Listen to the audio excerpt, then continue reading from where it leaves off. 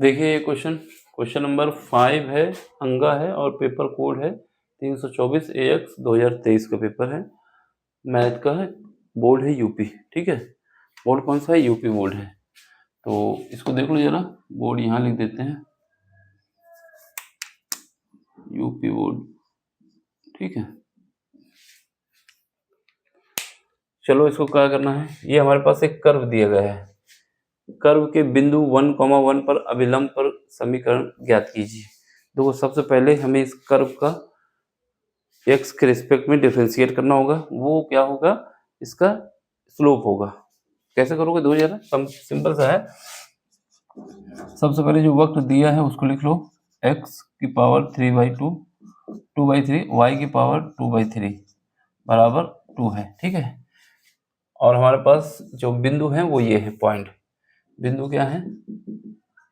बिंदु हमारे पास 1,1 है। ठीक है, सबसे पहले क्या करते हैं, समीकरण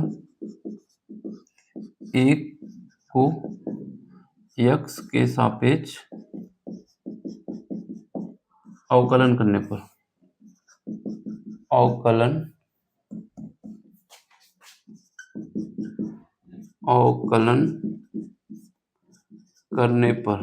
ठीक है, अवकलन करेंगे। तो इसका अवकलन करेंगे, कितना आएगा? 2/3 आगे आ जाएगा, और ये पावर क्या हो जाएगी? ये पावर हो जाएगी, एक पावर कम हो जाएगी, तो यहाँ पर x की पावर हो जाएगा 2/3 - 1। ठीक है, और यहाँ पर हो जाएगा सेम वही 2/3, y की पावर हो जाएगा 2/3 - 1, और ये dy/dx हो जाएगा बराबर 0। ये तो 0 हो जाएगा। जब अवकलन कर रहे हैं, डिफरेंशिएशन कर रहे हैं, तो क्या होता है, x की पावर n अगर होता है तो क्या होता है, n आगे आता है, x की पावर n - 1 हो जाता है। तो यहाँ n की जगह कितना है? 2/3 है। ठीक है, चलो अब जब इसको सॉल्व करेंगे तो यहाँ से हमारे पास क्या आ जाएगा, 2/3 तो बाहर ले सकते हैं एक साथ, और यहाँ पर अंदर बचेगा, यहाँ पर हमारे पास जब सॉल्व करेंगे एलसीएम ले लोगे तो ये बचेगा अंडर रूट के अंदर, सॉरी क्या बचेगा, x की पावर 1/3, क्या बचेगा? 1/3। कैसे बचा पता है ना, कि ये एलसीएम ले लोगे तो यहाँ से माइनस का 1/3 बचेगा, तो हमने ऊपर चढ़ दिया। यहाँ पर क्या बचेगा? यहाँ पर भी ये सेमी ब्रैकेट में लगा लेते हैं, ये बड़ा ब्रैकेट लगा लेते हैं। सेम भाग यहाँ पर बचेगा, क्या बचेगा? 1/y की पावर 1/3, फिर उसके बाद 0 बचेगा। ठीक है, अब हम ये इसको क्या करते हैं, ये तो 0 हो जाएगा, इस वाले पार्ट को इस तरफ भेज देते हैं। यहाँ पर dy/d तो रहेगा, ये तो रहेगा ना, dy/dx, इस वाले पार्ट को इस तरफ भेजते हैं बराबर 0। तो यहाँ से हमारे पास क्या आ जाएगा, ये तो 0 हो जाएगा, खत्म हो जाएगा।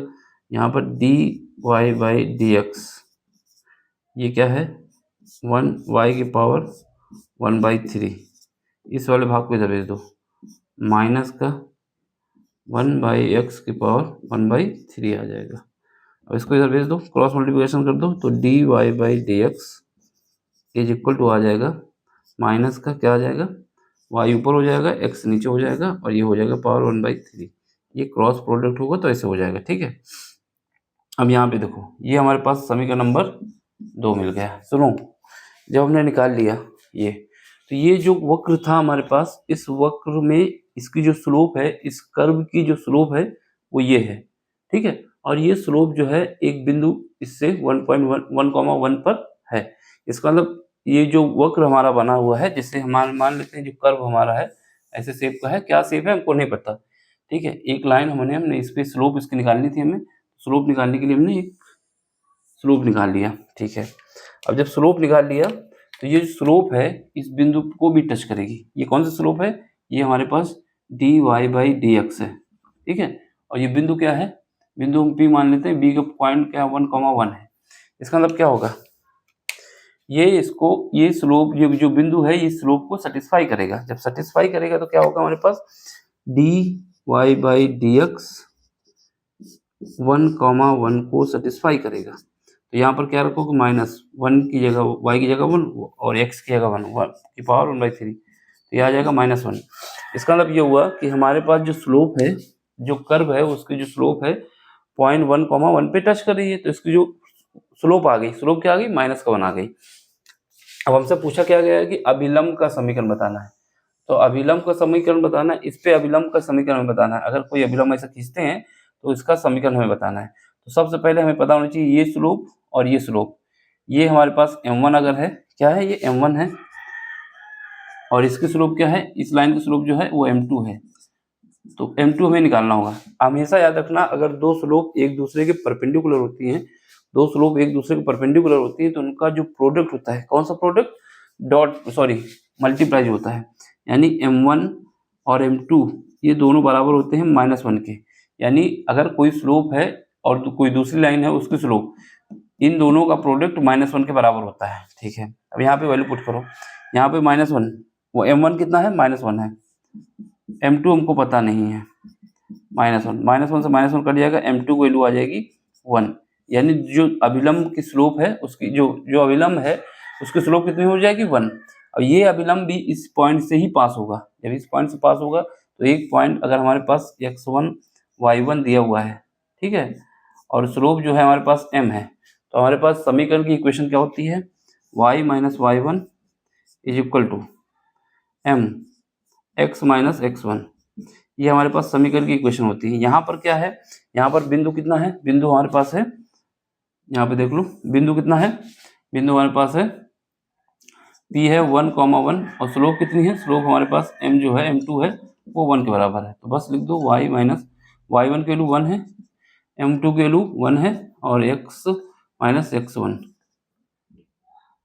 x1 कितना है, ये 1 है, बराबर क्या आएगा, कुछ नहीं, बराबर नहीं आएगा क्योंकि इक्वल में है ना इस वाले इक्वेशन से। चलो इसको सॉल्व करो, यहाँ से y - 1 = x - 1, ये कट जाएगा, तो यहाँ से y - x = 0 आ जाएगा। एक तो ये भी है, या फिर इसको हम कह सकते हैं x - y = 0। तो अभिलंब का समीकरण हमारा ये है, क्या है, अभिलंब का समीकरण, इसका है अभिलंब का समीकरण। ये मेरे पास अभिलंब का समीकरण है, ये आंसर होगा। बस यही पूछा है। अगर आपको और ज़्यादा पेज भरने की जरूरत है तो स्पर्शरेखा का समीकरण भी निकाल सकते हो। फिलहाल आपसे अभिलंब का पूछा गया, पूरे नंबर मिलेंगे। ये डायग्राम थोड़ा बना देना जिससे एग्जामिनर को पता रहे कि क्या किए हैं आप। ठीक है, समझ में आया हो तो लाइक शेयर सब्सक्राइब। बाकी अगर कोई क्वेश्चन आपको समझ में नहीं आता है तो टेलीग्राम में आना है, वहाँ पर अपना क्वेश्चन भेजना है और क्वेश्चन का सोल्यूशन मिल जाएगा। ठीक, चलो बाय, थैंक यू। ठीक है, स्क्रीनशॉट ले लो इसको। फिजिक्स, केमिस्ट्री, मैथ तीनों में से कोई भी क्वेश्चन पूछ सकते हैं, ठीक, जब मन हो जब। चलो बाय।